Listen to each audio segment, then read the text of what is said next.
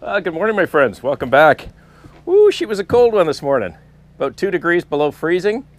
Big sheet of ice in the pickup truck from all the rain we had last night. And we're getting closer to seeing a little bit of white stuff. So that just means I don't have a lot of time to get this new tractor winter ready. And you guys know me, I'm a little risk averse. I don't want to wait till the snow's on the ground and it's -10 out to try out my new equipment and hook it up and hope it's going to work. So for me, especially given that I don't have a garage, this is my garage. For me, it's better just to test out the equipment, do some dry runs now so that I know that it's working, and if there's anything that needs to be fixed or adjusted or greased or lubricated, I can get that all done now. And when the snow comes, I'll be ready to go. You may recall when I first got this tractor and did the very first video on it, I walked around and I talked about some of the options I got and some of the options I didn't choose to put on the tractor. And in that first video, you may recall, there were no remotes on the back of this tractor. They're a very expensive option, but also a very helpful option if you have a use for them. It didn't take long before a number of longtime subscribers started listing all the different implements and attachments and reasons why it makes sense to get remotes. So I reconsidered it because I actually do need the remotes. So over the next few weeks, hopefully before the snow flies, I'm going to break this up into, I think, 3 parts because I've got a couple of different pieces of equipment. One of the videos I'm going to focus on this brand new blower. I've had a lot of folks ask me to go into some detail about it, show how this new K-Connect system works on the tractor, and I'd love to share that with you. For those that have asked, the model number on this blower is a K64-22-7CF. So if you've been watching the channel, you know I've already taken a first step. I needed to level out an area of ground here so I have a nice level flat spot to unload my front end loader for the winter. I've learned over the years that if you don't have a good level piece of ground, you're going to have a tough time come spring trying to get it back on the tractor. And I've already done a thorough cleaning on my broadcast spreader. It's all greased, lubricated. The only thing I need to do now is just take off those distribution vanes for when I start to sand the hills. Unfortunately, the old tire chains are not going to fit these much bigger tires. They're 12.4/16s, I believe, Goodyear. No chance. Thought about getting the same type of tire chains again. These, as you recall, were an H-pattern V-hook chain. Awesome traction, even on the steep hill, everywhere. One big drawback, it was a heck of a bumpy ride when you were on a flat or paved surface, driving down the concession road. But either way, I was unbelievably happy with the traction, couldn't ask for more. But one of our subscribers sent me a note about a month ago and said he had just picked up new chains from a place down in the United States who also have outlets here in Canada. And so I took a look into it and I decided to try out something new on the channel this year for this winter. It's a different pattern, different style, and I'm hoping I'm going to get just as good a traction out of it. And if I'm lucky, maybe not such a bumpy ride on the flat stuff. However, to start off this winter prep series, we're going to focus on the rear blade today. I decided to take advantage of the rear remotes.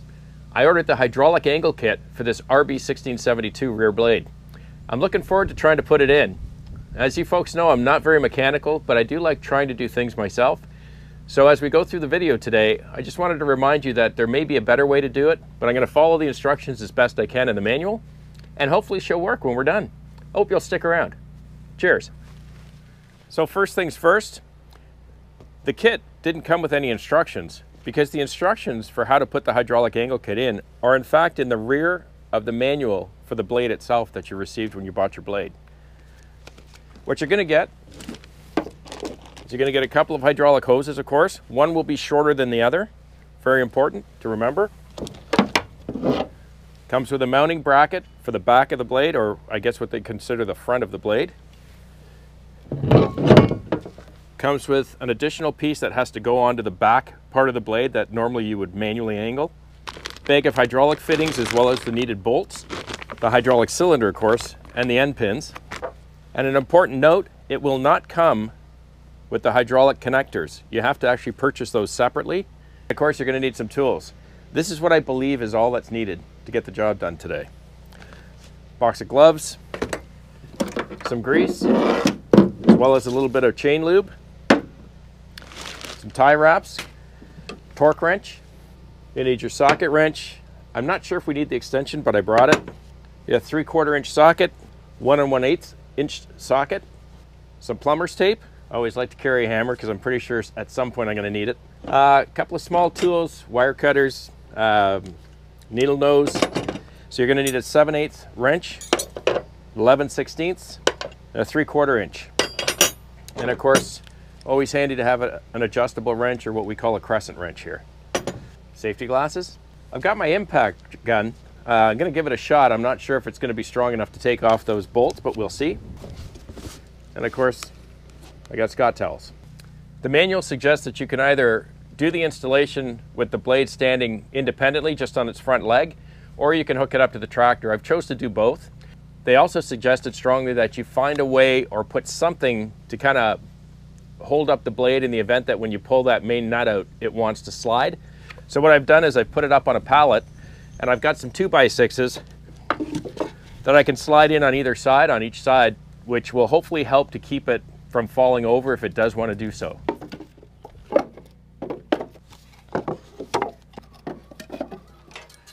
So first step, we need to remove this back screw, and then we have to remove these two caps. Just so you know, I needed some leverage. It's on there pretty tough.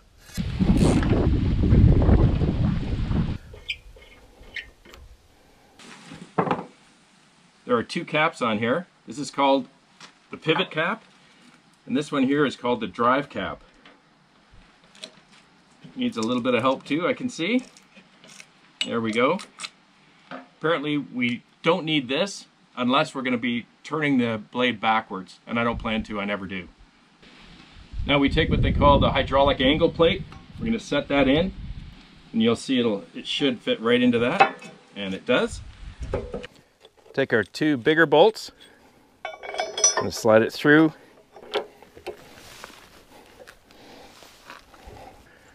Now you put the flange cap back on and the screw.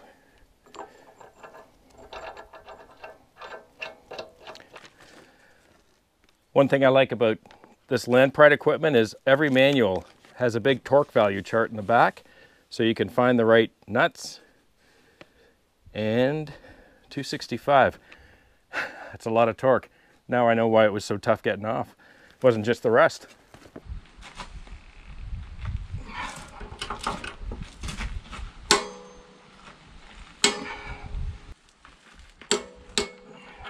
Next up is we can move this old lock pin.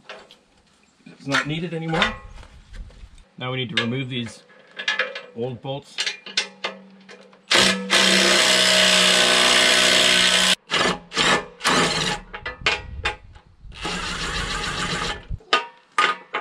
The directions say to remove both bolts and then put the new bolts in, but I have a feeling that it probably might get out of alignment on me. So what I'm going to do is I'm going to get one bolt in first, just to make sure I get it through the hole.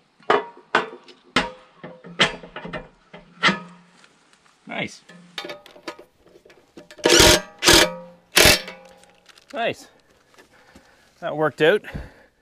I used the other bolt to follow the other one out, so it helped it because you can tell they're a little bit out of alignment. Guess she's getting old and used.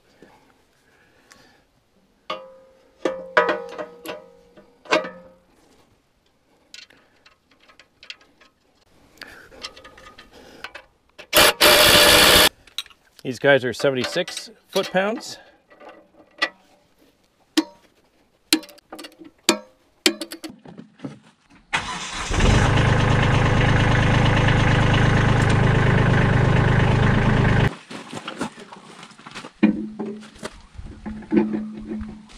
Although for some reason it doesn't call for grease anywhere, I believe anytime you have steel or metal on metal, you're supposed to grease the hole. So that's what I'm going to do.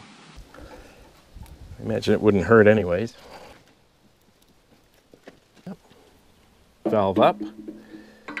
And these should just simply slide in there.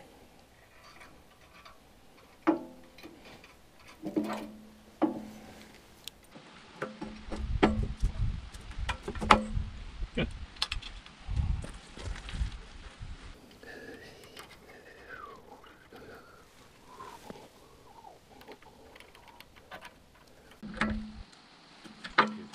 Next step is to take what they call these adapter fittings and put them on one end of each of the hoses. I had a little tape already. I've noticed that this end is beveled. Now hopefully you can see that. It's also beveled in there. It's not beveled on my main fitting. So I'm only assuming that you've got to put the beveled end to fit into that concave opening there.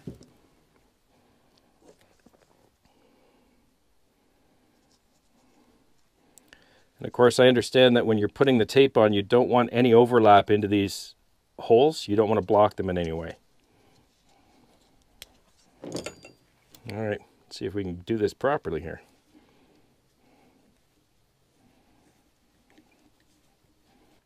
Good old crescent wrench to the rescue.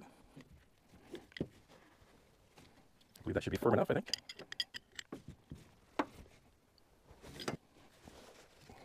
And now we attach our quick connects. This will be the male end that's going to fit into the back of those remotes. Shaped a little differently, I noticed.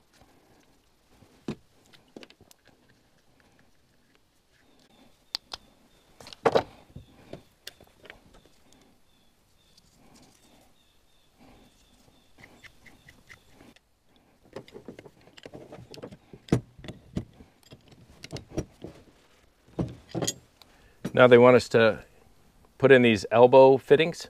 We want them to make sure that they both face towards the tractor and they're up on top. Just to keep the dirt out, I imagine. Oh geez, we're a little out. Once again, you'll notice on these elbows, one has kind of a convex end and the other one is flat. I checked the hoses. The hoses have kind of a responding end to it, so I know that goes to the hose. And you'll also notice similarly on the other couplings, there's a little rubber gasket which appears to be the one you put to your end. So I believe we'll keep that closed for now. This guy's going in first. Let's get him ready before we open up.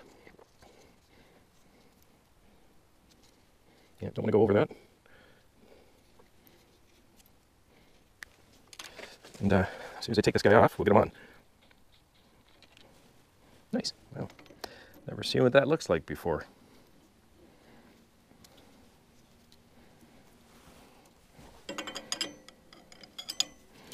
Oh, I see. The nut slips. Isn't that interesting? Good. So we get her in nice and tight forward. That's good and forward, and then we can tighten this nut up against the hydraulic cylinder. Let's get her straight. Let's hold it straight and tighten. Isn't that interesting?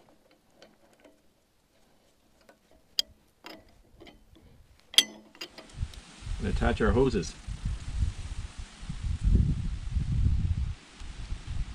Okay, this is the short hose, so he goes up here in the front.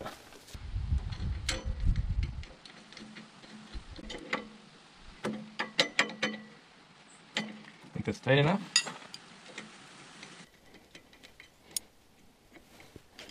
Kind of funny how both hoses had a different type of fitting on them, but they seem to both fit. I assume it's okay to tie wrap these together. I won't wrap them tight, but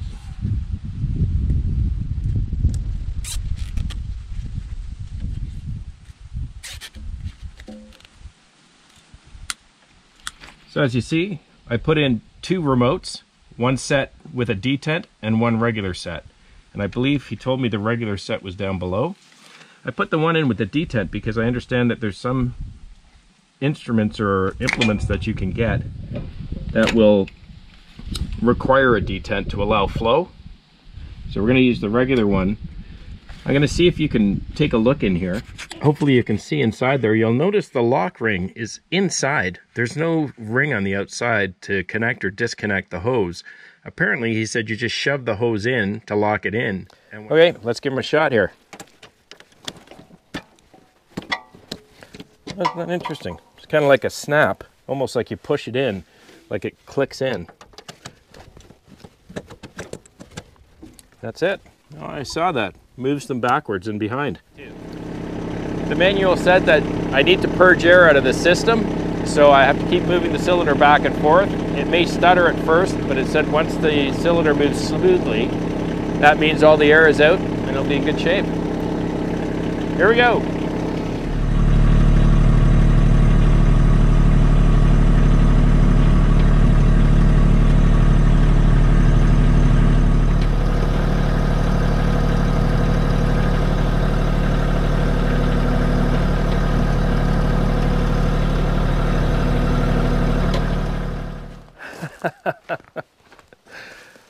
Well, I'm pretty happy. Looks like it's working, nice and smooth. This is going to be a really nice addition to the tractor for the winter because now I won't have to get out of it to have to change the angle of the blade when I'm going up and down the driveway. This will make it a whole lot easier for me, and I think well worth the money. Well, thanks very much for sticking around with me today. I hope you enjoyed it, and I hope maybe it was helpful to some folks. If you like the channel, please click subscribe, hit the like button, and if you want to know when I'm posting more videos, just click that little bell. Have a wonderful and safe week with your families. Please be kind to one another, and I'll see you again on the next video. Cheers. I think I'll go play with my rear blade.